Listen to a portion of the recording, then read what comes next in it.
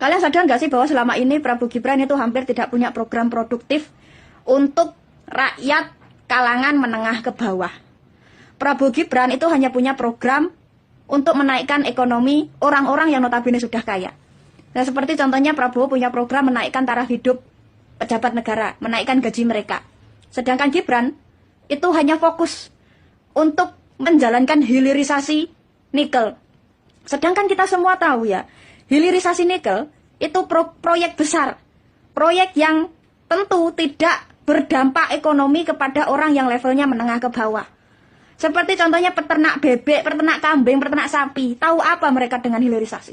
Punya dampak apa mereka? Terdampak apa mereka dengan hilirisasi nikel? Hampir tidak ada. Yang terdampak adalah orang-orang yang notabene sudah kaya, yang punya koneksi untuk mengatur atau memanage hilirisasi nikel tersebut.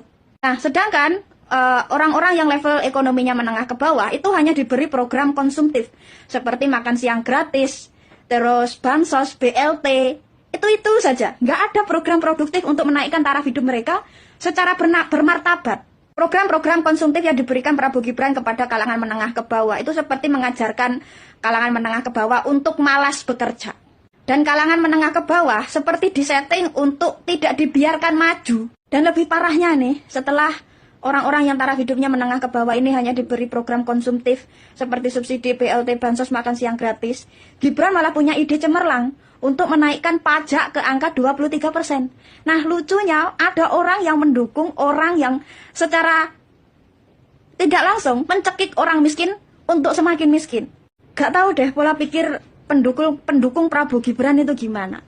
Kalau seperti Raffi Ahmad ya, yang punya proyek besar, yang punya nilai ekonomi besar, yang harus berjalan bagaimanapun caranya, itu wajar banget kalau dukung Prabowo Gibran. Karena mereka cari aman. Lah terus orang-orang remahan rengginang yang punya pay letter, punya pinjol, punya utang di Mekar, terus dukung Gibran yang jelas-jelas punya ide menaikkan pajak sampai 23%. Itu otaknya loh di mana?